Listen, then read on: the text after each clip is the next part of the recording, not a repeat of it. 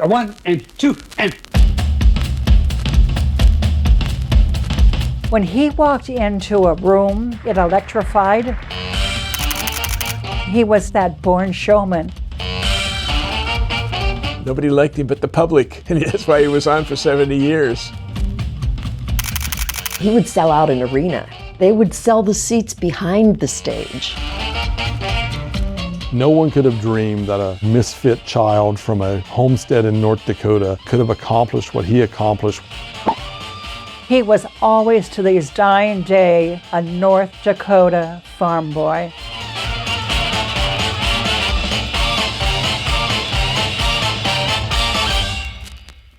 From Hollywood, it's the Lawrence Welk Show.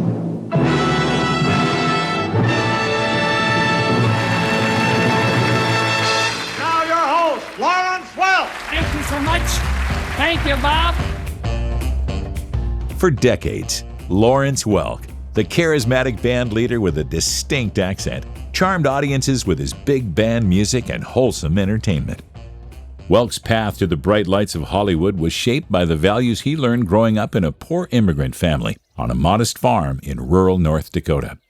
However, Lawrence Welk's story would not have been possible without the perseverance of the generations before him, relatives who faced hardship and turmoil in war-ravaged lands, all driven by the hope of a better future for their children. Because the Turks had withdrawn from Ukraine about in 1780, there were no farmers there. And so Catherine the Great opened it up for farming to Central European farmers. My grandparents on both sides of my family were among those who answered that call. They were promised that they would never be drafted into the armed forces. They could keep their religion. They lost some of those privileges.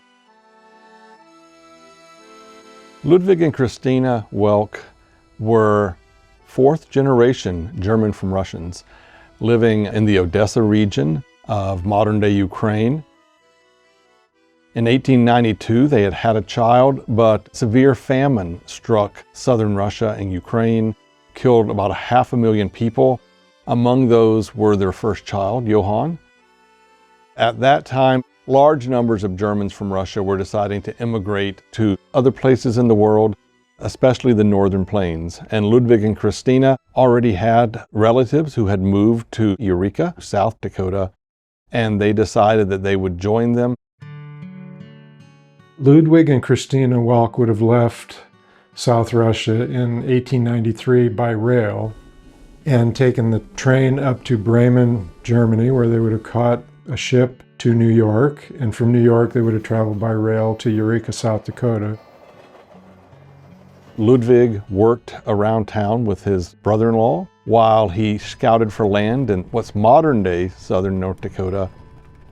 And finally, in the summer of 1893, he loaded up his wife and their newborn son, John, and they headed north to what's modern-day Strasburg. In the midst of the Civil War, President Abraham Lincoln signed the Homestead Act of 1862, a law that granted free federal land to citizens, including women and immigrants, to promote settlement in the American West. While land ownership offered families the promise of economic opportunity and stability, life on the frontier was demanding, requiring relentless hard work and perseverance. The Homestead Act had allowed for anyone who settled and cultivated a piece of land to get 160 acres of land. So he originally got a plot of land about 3 miles west of modern-day Strasburg. There wasn't a tree in sight, so it would have just been a sea of grass. And they would have probably had to turn their wagon over and sleep under it for shelter for the first few weeks that they were here. And pretty early on, they would start to scratch together some sort of adobe brick house and eventually creating more substantial structures. They had 7 more children, 4 boys, 4 girls. Lawrence is the 6th child and the 3rd son. He was born on the modern-day Welk homestead just outside of Strasburg on March 11th, 1903. They were a farm family. They made everything pretty much for themselves on the farm, raised about 40 acres of crops. They had a private garden. He blacksmithed. They drew their own water from Baumgartner Lake. They began planting trees, extending their farming, and pretty rough and ready existence out there on the plains a little over 100 years ago. In Russia, the people all lived in their village and went out to work in their fields, but under the provisions of the Homestead Act, they had to live on their farms to prove them up. And so there was a certain amount of isolation and loneliness. Part of their solution to the isolation was there would be 4 different homesteaders, each with a quarter of land, and they would place their homes in the inner corner so that they were at least close to each other. And there was a fair amount of visiting that happened, but there was an awful lot of work that had to be done, so the visiting times and the fun times were fewer and far between. It was not an easy life. It was a hard life. And they had to make do with a lot of things. You grew what you had. You milked a few cows. You had a few pigs. You had some chickens, and you ate them. You had a garden. That's about it. The boys slept in the upstairs on the 2nd floor where there was no heat, often in winter, and he talked about the fact they had a basin of water. The water in every morning was frozen, and they had to break the ice to be able to wash their faces. Working in the summer, out in the fields, under the sun, it could be pretty brutal, but it built character, it built stamina. Lawrence learned how to work hard on the farm. He always said that having grown up working the fields, working in the barn, doing all the manual labor, really made his hard work slightly effortless for him. He knew what it was like to put in 12 hours of labor every day, 7 days a week. It built an inner strength, both physically and emotionally. He was just able to work incredibly long hours without growing psychologically tired. Every other sibling was made for rural North Dakota farm life, and they all stuck to it and made a wonderful living out of it. Lawrence just didn't dream of being a farmer. He wasn't good at blacksmithing. He didn't have a natural aptitude for all the tasks that make up farming. No one was least likely to have the skills that a farmer needed. My dad didn't understand machinery at all and was a disaster around the house, let alone the farm. Lawrence Welk carried many elements of his cultural upbringing with him throughout his life. His mother, Christina, instilled in her children a deep Catholic faith, a commitment to honesty, and a strong sense of service to others. In communities like Strasburg, where German was the primary language, his heritage remained a constant presence.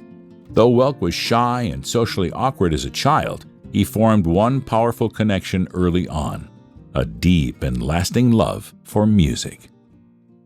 During those long winter nights, they had to entertain themselves.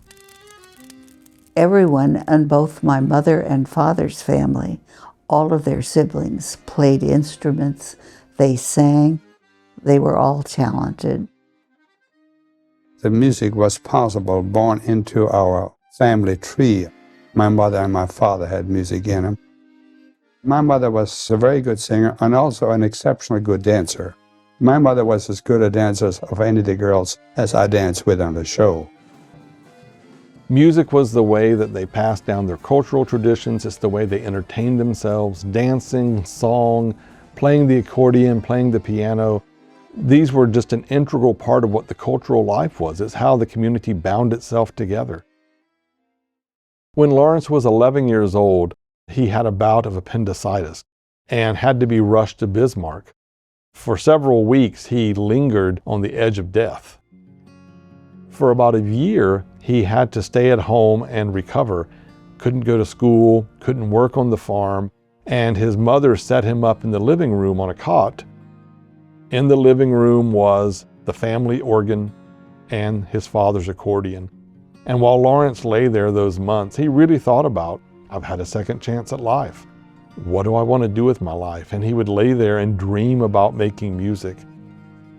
When he got a little better, he would sit at the organ and play on the keys. That was a turning moment in Lawrence's life. By the time he was able to go back to school, he said, I would have been a year older and a foot taller than the other kids, and I just couldn't stand to go back to class and stick out like that. So he asked to stay home and farm. And his father said, stay on the farm and farm. It wasn't too difficult to talk your parents into not going to school if you're willing to work. And that's exactly what I did. I stayed on the farm and worked and kept my music going, which I wanted more than anything else. He didn't know how to play the accordion, but he did know that he was in love with music and he had found a dream. It was one of those formative childhood moments that you can't predict. During that time, he would practice on his father's accordion, and that's when he set his mind on becoming a musician. It took him another 9 years before he could leave home and try and make his mark in the world. But it was a good thing that I stayed there, because while I stayed on the farm, I still kept playing all the time. And when my brothers and sisters said, Lawrence, we can't stand it anymore, I would go out and play for the animals. When he was about 17, he begged his father, buy me an accordion and I'll stay home for 4 years and I'll give you all the money I make playing dances and weddings. And his father sent off $400 for a new accordion. Originally, Lawrence enjoyed just making music. It was a passion for him. Then he began playing barn dances where he would make extra money. He worked for 4 years, handing over every penny he made to his father, and Lawrence paid him back. Didn't just pay him back financially, but he paid him back by the discipline. And he said, Dad, I can make a living at this. His father was unimpressed. He told Lawrence, music's a hobby, farming is a living. You're going to go into environments that may challenge your faith. And Lawrence told him, I can hold on to my faith and still be a musician. And on his 21st birthday, he rode into town, hopped on the train, and headed off to make a living as a musician. Welk's departure from Strasburg, North Dakota, led him to Aberdeen, South Dakota. And despite his limited musical talent, experience, and inability to read sheet music, Welk was determined to begin his life as a working musician. He performed with various local bands, but none proved to be the right fit. Hoping for a better opportunity, he moved to Bismarck, North Dakota, and took a job selling pianos. Yet it quickly became clear that sales was not his calling either. Welk's path began to change in 1925 when he met George T. Kelly at a county fair. Kelly, a seasoned performer, introduced him to the world of show business and invited him to join his group, the Peerless Entertainers. Under Kelly's mentorship, Welk gained valuable experience, and just 2 years later, he launched his own band, the Hotsy Totsy Boys. I'm here today on account of the 2 years I had a chance to spend with George T. Kelly, playing all of the little towns here in North Dakota. I think without the 2 years I spent with him, I might have never made it. He was a tremendous showman. He started forming bands, hiring musicians, and he would piece together bands just of whoever he could hire who could play along with him. And they could only play the songs that he knew because he couldn't read sheet music, so he had to learn all the songs by ear. He was always known as a polka band leader, but really it wasn't polkas that he loved so much. He just loved music. He would play polkas if his audience wanted polkas. He would play jazz if his audience wanted jazz. He would play big band if his audience wanted big band. He would play whatever his audience wanted, because more than the music itself, he liked pleasing his audience. Lawrence was determined that he would never come back a failure, and that meant learning what people wanted to hear and giving the people what they want.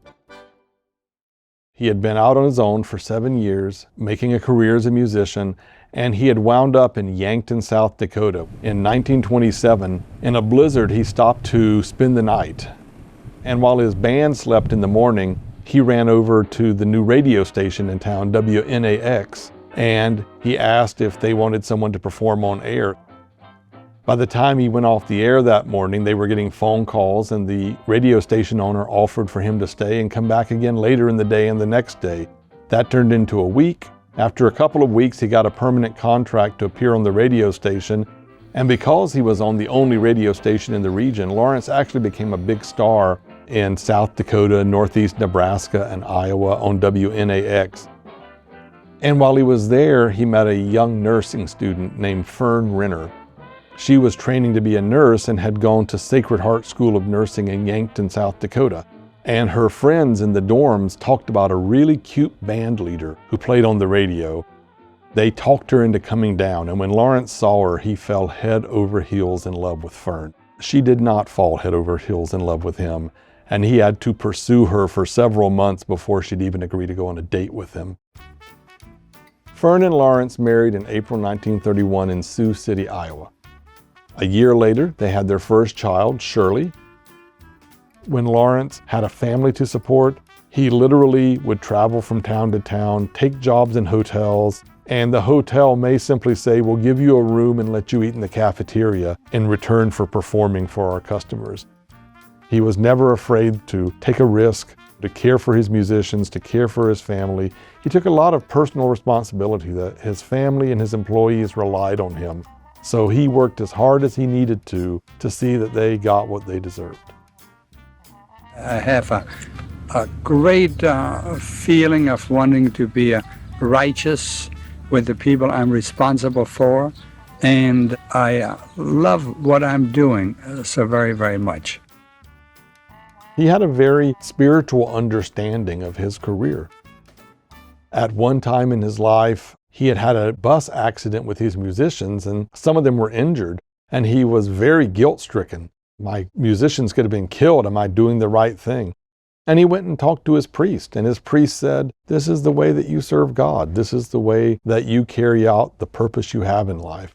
And once he was told that, he was at peace again. I think that's a very farm way of thinking of life.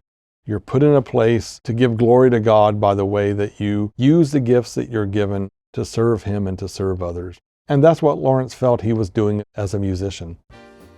Welk recognized that while music was a wonderful career, long-term success required a strong business mindset. He realized the importance of visibility. If people recognized his name, they'd be more likely to attend his performances.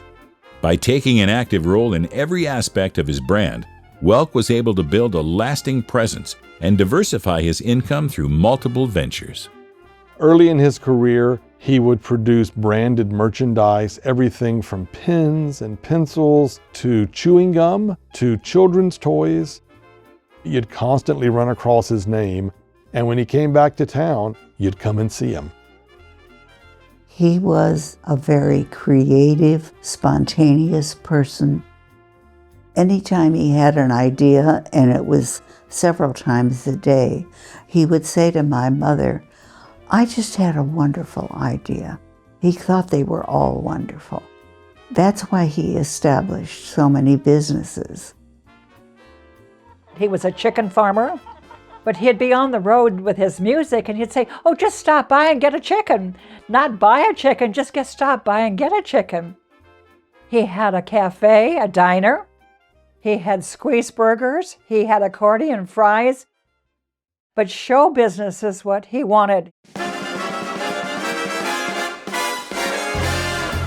In 1938, he was playing the William Penn Hotel in Pittsburgh, Pennsylvania, and a radio man heard Lawrence's music.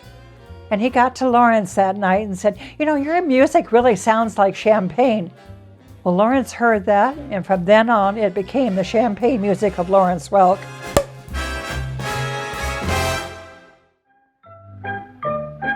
I'm singing in the rain, just singing in the rain. Starting in the 1930s, Lawrence had a series of female singers. He called them his champagne ladies, and they would be the featured female vocalist on the show. He picked them to capture the kind of relationship with the audience that he thought was appropriate for that era. Roberta Lynn, Alice Lawn, Norma Zimmer. They could charm an audience. They matched his style of music, but they also conveyed his sensibility, an appropriate mix of beauty, modesty, all-American wholesomeness. To be a Champagne lady was to, in some ways, be the poster for who Lawrence was. As the Welk family grew with the arrival of another daughter, Donna, and a son, Larry Jr., Lawrence Welk made a pivotal move to Chicago at the height of the big band era. There, he secured a position at the Trianon Ballroom on the city's south side, eventually becoming its house band leader. Throughout the 1940s, Welk emerged as a prominent figure in Midwestern dance music, earning widespread recognition for his performances. We lived in Chicago because he knew that it was equidistant between both coasts.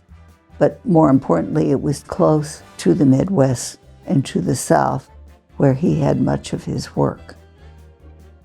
His band was heard over WGN, sold records across the country.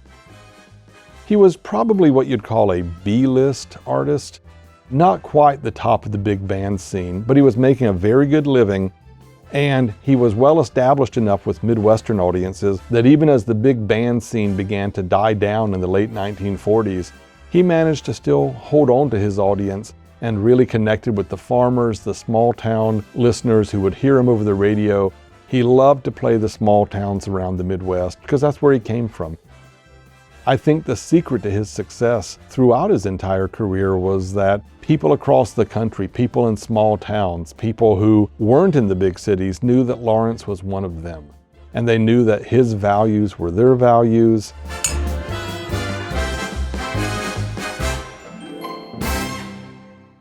By the early 1950s, the big band era was coming to a close. Dance halls were starting to struggle as TV became a popular medium. And in the Midwest, it seemed like he was starting to lose traction. Lawrence was really faced with a decision about whether he was going to continue in the music business. I worked any place where they would have me. But in Chicago, I used to play the Trianon Ballroom, and we were there for 9 years. I never got a raise. I never improved myself very much, and I figured I'd have to go to New York City or the West Coast.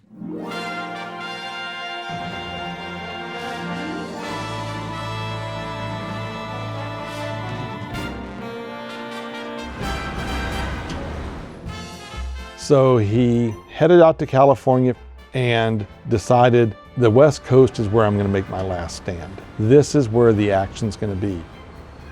He made his big break in California in 1951 playing at the Aragon Ballroom, which was in Venice, just outside of Santa Monica.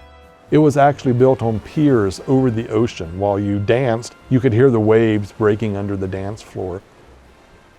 At that time, KTLA was taping some of the big bands at the Aragon Ballroom. They also decided to tape a week that he was going to be there. Lawrence didn't know anything about this, though. He was just going to play the ballroom for about 3 or 4 weeks to see what kind of an audience he might have. Well, that night they happened to pick to tape the Lawrence Welk Show. The phones started to cling so much at KTLA Channel 5, they thought, oh, maybe we should be doing a show from the Aragon Ballroom with Lawrence Welk. And he quickly realized that being on television gave him exposure that you could never get from live performances. He knew if he could catch that wave, he could have a second career on television. From Hollywood, the one, the only Lawrence Welk and his Champagne music. Oh, it was one of the best moves I've ever made because television is so powerful. It's such a tremendous medium for our business that the minute I hit television, I felt I had it made. It was an hour-long broadcast of a live performance by the band. He would introduce his performers, the camera would move about. From 51 on, he got a tremendous amount of following in Southern California. Everybody wanted to come down to dance because they were going to be on television.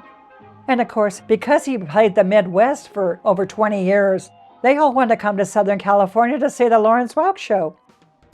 In 1955, ABC approached Welk about doing a 13-week run of summer replacement shows while the network's regular fall programming was on hiatus. At first, Welk was hesitant. His modest confidence, thick German accent, and self-doubt made him uncertain about appearing on national television. However, once he recognized the financial potential and the opportunity for greater exposure, he realized this was the next step toward achieving his dream. His show was very affordable. Fortunately, Lawrence was a frugal man. The cost per viewer to make it was lower than almost any other show on television. And it was always basically the same show. It was the orchestra playing, singers singing, occasionally a dance number to musical accompaniment, and Lawrence in between the pieces introducing and welcoming the audience. It was a really simple formula, but people loved it. Lawrence's main target was the mother. He knew that the mother decided what would be on the TV in the evening, the father would follow along, and the children would watch whatever the parents were watching. So he made sure that the music he played and the fashions that were shown would be appropriate for attracting mothers in the audience. Lawrence personally loved anything you could dance to. He loved things with a beat. What made it on was totally what the audience liked. There was always a polka, there was always a waltz, big band music. I have lived a life, not for myself, but for the other people. And when I go out and entertain, I don't think of myself. I think of what can I play to make those people happy that came to see me. If you listen to his music over the decades, he actually had a huge musical evolution, but it was always 2 steps behind the rest of the culture. Once something was part of the mainstream, once something was safe and recognizable, he would pick it up and play it for his audience. One time he called us in and he said, okay, I want you to do a nice waltz, and I want you to be all dressed in white with a mirror ball and no show-off steps, no lifts or anything. I just want you to dance around and around. I said, but Mr. Welk, people will think we're not very good dancers, so we just do basic steps. He said, well, just try it and let's see. And that next week we got more fan mail than we had ever gotten any of our dances, because he knew his audience. They could feel like they were out there dancing with us, or put themselves back when he was going through the Midwest playing all those ballrooms. Fan mail was very, very important to Lawrence. It gave him the pulse of what that show was. We received probably 5,000 to 6,000 pieces of fan mail a month. We did a synopsis of what they wanted to request. If there were negative comments about anything, Lawrence wanted to see that personally, and he would give us an answer personally to that, because he didn't want somebody to not feel that they were doing their job. He wanted it to have a personal appeal. We sent out 260,000 Christmas cards up until about 1970. Fans received tremendous amount of thank yous always. Lawrence got so many ties, all sorts of Christmas gifts, but everything was always thank you. He thanked every columnist that wrote a story about him. He thanked every radio station that would write something, any television station that he did an interview with, he thanked them. He was very, very generous to his fans. He did, for many years, a fan club picnic. He would stand for hours and serve food. He would have a whole chef outfit on. Sometimes like 3,000 people would come to a fan club picnic. They were loyal fans that liked to watch the show every week. It was a special show that they made sure that they sat down on Saturday or Sunday nights and enjoyed watching us. And pretty much we played ourselves. Who you saw on TV is who we really were. And we still get lots of fan letters today, just exchanging Christmas cards and that kind of thing. Lawrence didn't like the word fan. He said, they're my people. So many of these wonderful people have become second family that come to visit, and you meet when they're in town. Lawrence's musical family was the collection of musicians and singers who appeared on the show every week.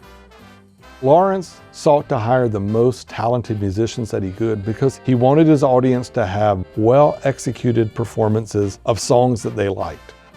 In the 1950s, 60s, and 70s, Lawrence probably had one of the most technically talented bands anywhere in Hollywood.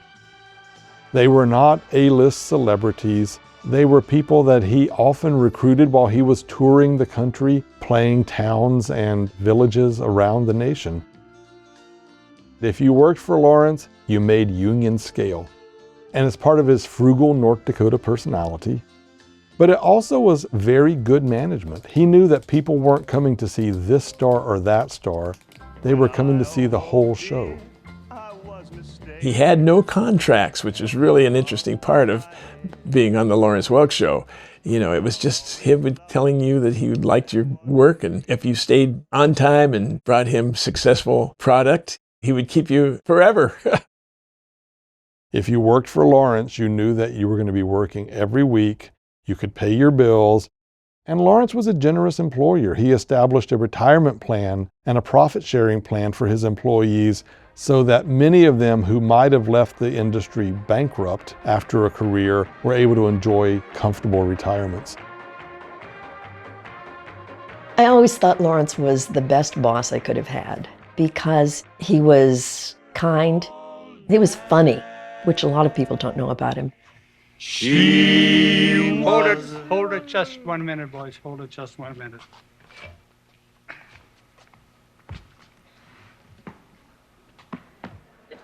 And he was demanding. I had grown up in theater where you checked your props, you were prepared. And I love that. I felt right at home with that. And he appreciated when you went a little above and beyond. Ladies and gentlemen, the Lennon sisters. He can turn the tide and calm the air. The Lennon sisters appeared on Lawrence's show for the first time on Christmas Eve 1955. Diane Lennon was actually a classmate of Larry, Lawrence's son. And Larry kept telling his father, "There's this great singing group that I go to school with. You've got to hear them." When he heard them, he recognized this is a special group. They stayed with Lawrence for 13 years. He really made them the stars that they are.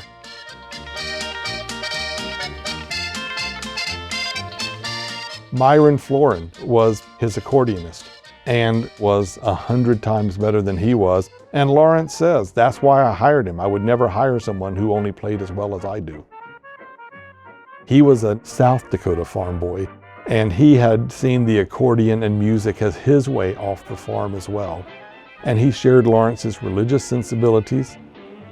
Lawrence hired Myron in 1949, and it paid off many times over for both men. Here's a picture when she was my sweet Mary. We did all kinds of specials that were celebrating, the big holidays of Christmas and even Halloween and Armistice Day. We all celebrated all those American holidays, plus every week we had a theme usually.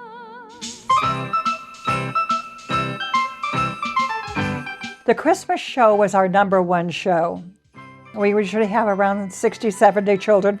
And Santa Claus was there, of course, and every child got a gift. He had his own children, his own grandchildren. My family and my sister's family, my brother's family, all came on the Christmas show, as did the families of all the other musicians. We had to dress in Christmas colors. Lawrence loved it. It was just a special time for him because otherwise, he didn't always get to see his own family too much. They got to perform. One of his granddaughters performed a couple times. He loved that. That was great.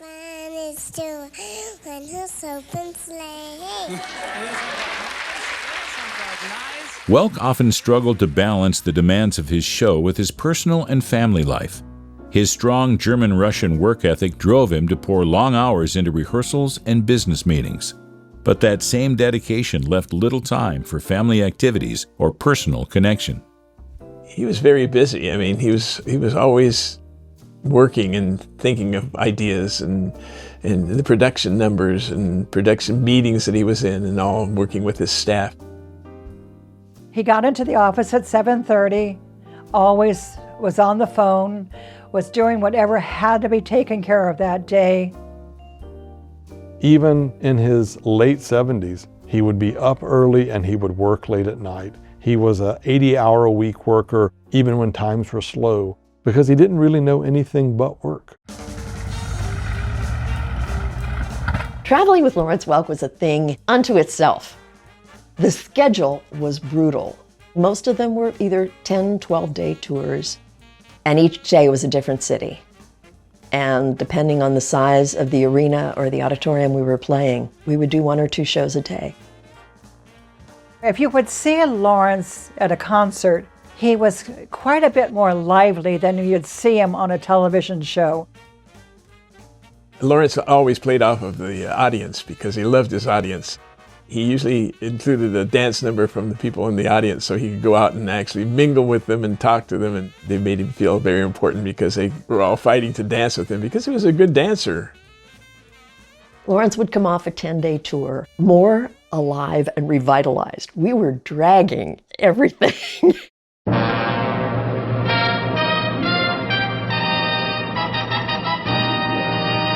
And this is your life, Lawrence Welk. Through the universal language of music, you've brought untold happiness into the lives of millions. Good night, and God bless you. Lawrence was definitely not part of any Hollywood scene. He and Mrs. Welk did not attend anything like the Oscars or the Emmys or anything like that. He didn't understand what all the hoopla was for some of the stars. He didn't realize that he was a star, even though he had stars on the Hollywood Walk of Fame. Critics were brutal to Lawrence. Most critics are aiming to please a more urbane and sophisticated class of readers, and they didn't have much respect for what Lawrence was doing. They thought that his show was hokey, not very intellectual, the music was old-fashioned, and Lawrence would have said, "You're right on every account, but that's what I'm trying to do." They simply had a different vision of what television ought to be. Lawrence thought television was there to entertain the viewer, and too many critics thought that television was there to improve the viewers. Lawrence did become a cultural punchline in many ways. He had a funny accent. In the 1950s, Stan Freberg recorded a comedy record, Wonderful, Wonderful, that made fun of Lawrence's accent and made fun of the performers on his TV show. I said your music is wonderful. Jack, I'm afraid I don't... Oh, of course, I'm sorry. I meant to say your music is wonderful. Wonderful. Thank you. You know everybody mispronounces the stud word. Lawrence never minded anybody making fun of him, especially his wonderful, wonderful. He would say, "It's just more publicity for me." So he was a little bit of a cultural punchline, and he didn't really care because he knew that his core audience loved him. In true pioneer spirit, Lawrence Welk became a savvy entrepreneur by founding Teleclue Productions. This venture enabled him to expand both his income and his interests, one of which was real estate.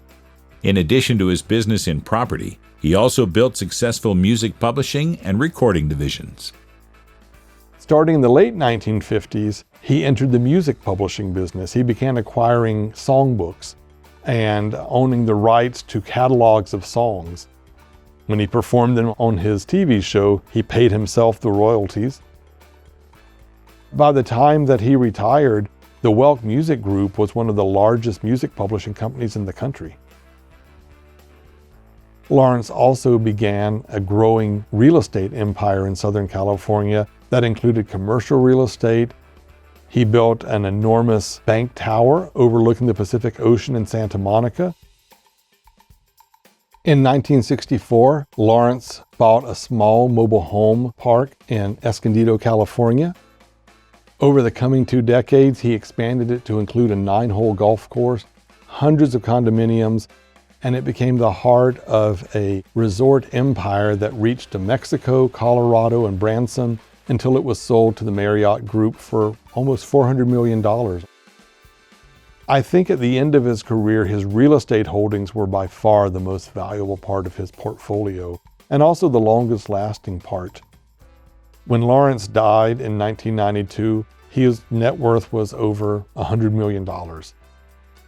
Lawrence said at one time, "I don't know much about business, but I know how to hire good business people."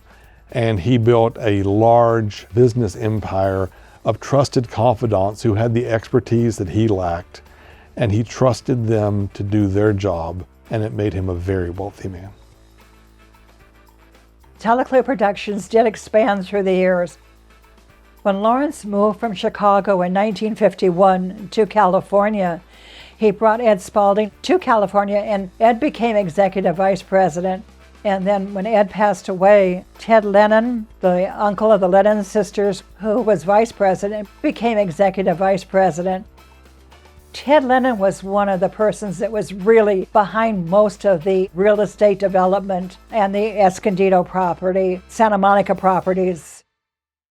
Lawrence did not realize the vast empire that he built. He just wanted to make sure that we had money to pay the bills. He didn't realize what he had accomplished, what he had given back to the public. He never believed that he was any more than a person from Strasburg, North Dakota.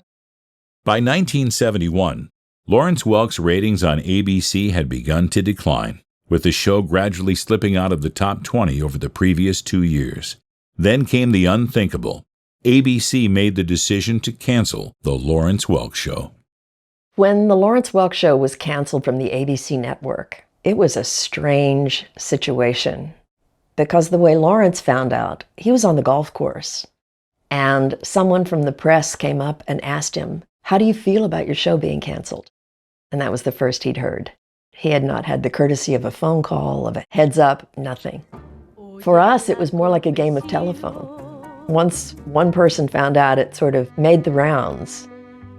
It was striking. We thought it was going to be devastating. So it's easy to say that ABC canceled him because of his ratings. Really, it was a cultural shift. By the early 70s, the baby boomers were the dominant demographic. The desire of the networks was to attract a younger, more urban, more sophisticated viewer, and Lawrence was viewed as part of the past, was viewed as out of date. When his show went off the air, Lawrence thought, that was it. ABC's canceled me. It's over. This was just on a Friday. That particular Saturday, Manny Rosenhaus, who was the owner of the J.B. Williams Company, one of our main sponsors, called Lawrence and told him, "Whatever you decide to do, I'm behind you. I'll back you 100%. Lawrence called a meeting with the head honcho, Sam Lutz, his manager, Jim Hobson, our producer and director, George Cates, Don Fedderson, Jack Miner, who was a good friend of Lawrence's and had been with Dodge Corporation. Syndication was just coming on the scene. So the Lawrence Welk syndication was formed at that time. The American people really came to our aid. They wrote so many letters to ABC and to the TV editors and to ourselves that the mailman came in for the next 5-6 weeks with stacks of mail in their bag. They really didn't feel good about taking one of the shows away from them, which they enjoyed. And within a week, he had made the decision, we'll keep making the show ourselves and we'll find our own TV stations to broadcast it. We didn't miss a beat. He didn't miss one show. It just continued airing, but now it was syndicated. And we taped at ABC, the same studio that we were at when we were on the ABC network. We had the same crew, the same hairdressers, the same wardrobe, the same makeup. And when the show came back on the air in the fall of 1971, it actually had more TV stations broadcasting it than had been broadcasting it that spring when it was carried by ABC. There was an audience there, and his sponsor knew it. Things are changing for your programming a little bit. You got your own syndicated network. How are your feelings on it? I feel wonderful about it. I think the American people have really been on my side when they brought this about. We now have 202 stations and 10 satellite stations, which is 212. And I think that our ratings, I think our show will be better than ever in my career.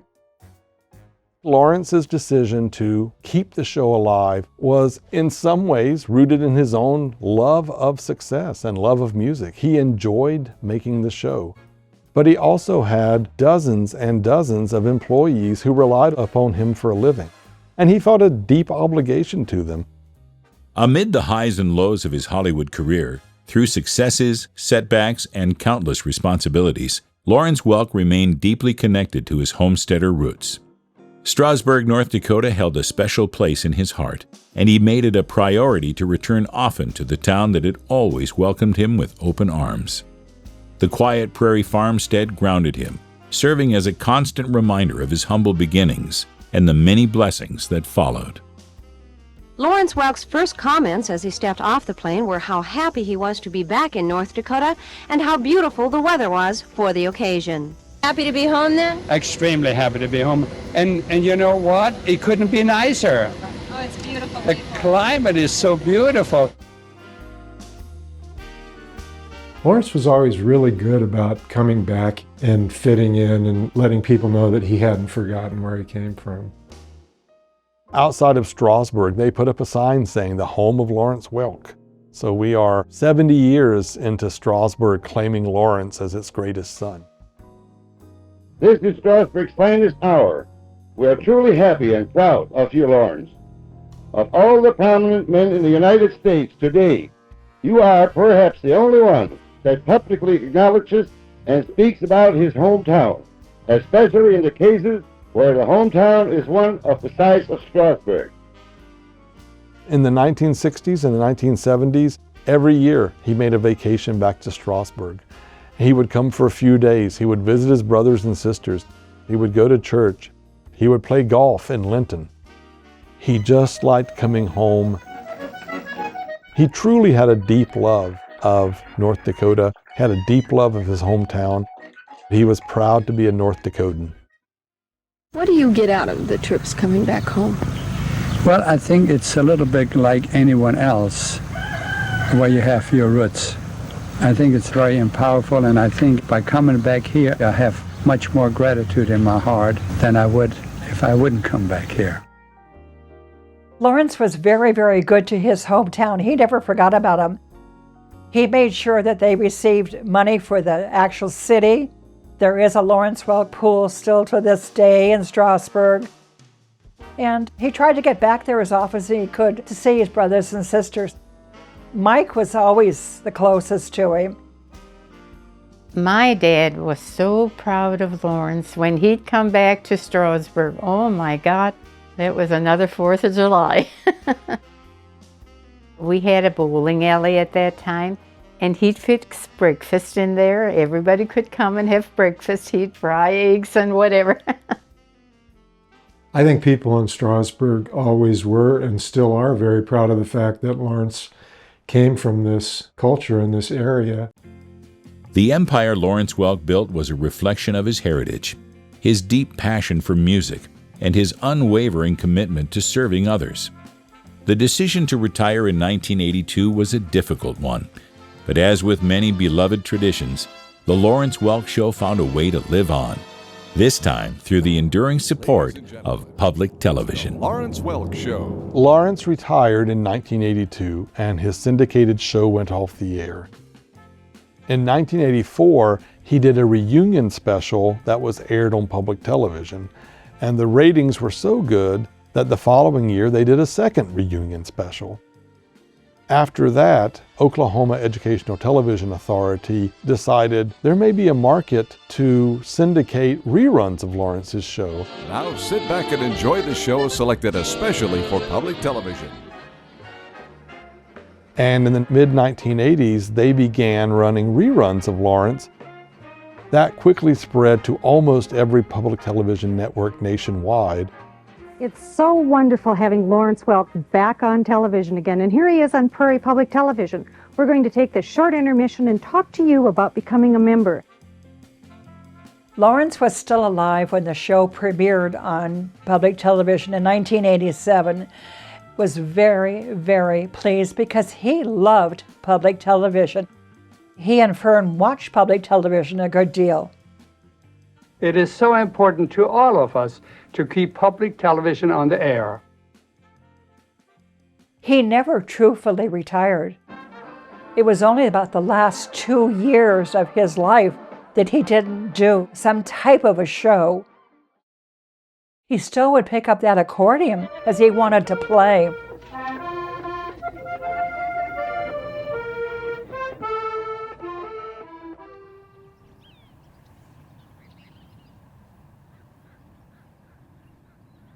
On May 17, 1992, Lawrence Welk passed away, surrounded by family and loved ones. One of North Dakota's most famous exports was Lawrence Welk. He died at the age of 89. True to his humble roots, he declined the grand farewells often seen in Hollywood. Instead, he requested a small, private ceremony, a simple service befitting the farm boy he had always remained at heart. A reception followed, where friends and longtime band members gathered to honor a man whose life's work brought joy to millions. Welk was laid to rest in Culver City, California. Meanwhile, far from the spotlight, the humble family homestead in Strasburg stood weathered with time, its future uncertain, resting at a quiet crossroads. The last person to live on this farm was Mike Welk and his kids. After he moved to town, when he retired, his sons-in-law farmed the land, but nobody else lived here after that. And so the buildings themselves fell into disrepair. By the early 1990s, they were pretty decrepit. My husband and I brought our children back to visit with both my mother and father's family, and I brought my children to the homestead. It was old and run down, and it was a sobering experience for my children. It gave us a sense of how my father lived as a child and a young man. It gave us a great respect for our immigrants and how they lived as they came to the United States. That was when a decision was made by the family to try and restore the homestead as a significant part of Lawrence's life and a significant part of the German-Russian experience. Originally, it was done by private funds and with the family, and in the early 1990s, the homestead was opened, operated by the family, and they did so for 20-some years. Evelyn and I were determined to do this. We're going to fix that house up no matter what. And we did. We did. We fixed it to where it was people could come and see it and enjoy it. And to this day, I'm glad we did. I started working out there the day it opened up, and I worked there for 21 years, giving tours. And it was so fulfilling, all the people that you met. That first year we had 7,000 visitors. I never thought that this little farm here in North Dakota would become a landmark. It was not until 2015 that the state of North Dakota acquired the homestead and truly began a thorough restoration and establishment of it.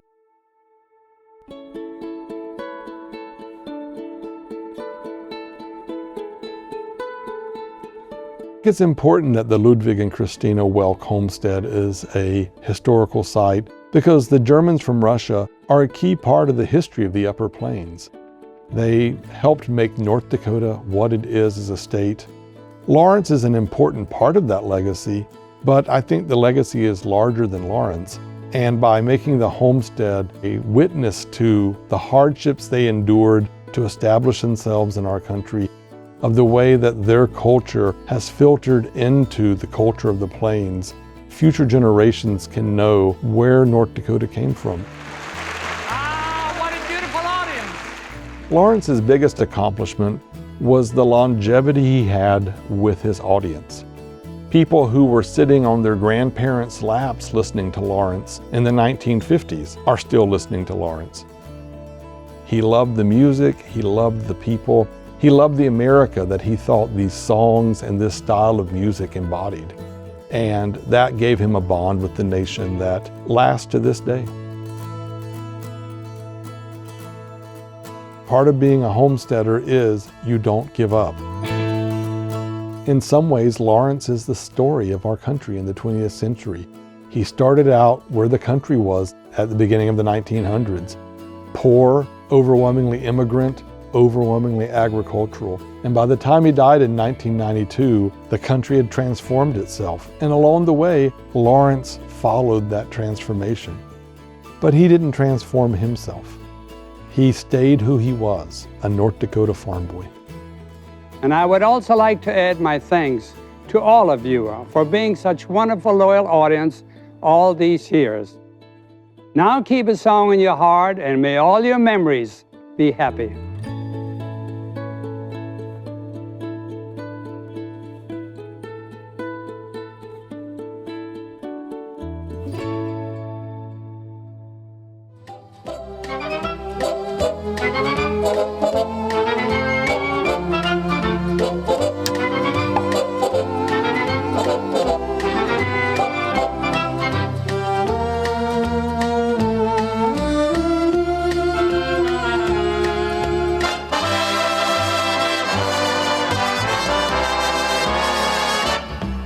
Good night, sleep tight, and pleasant dreams to you.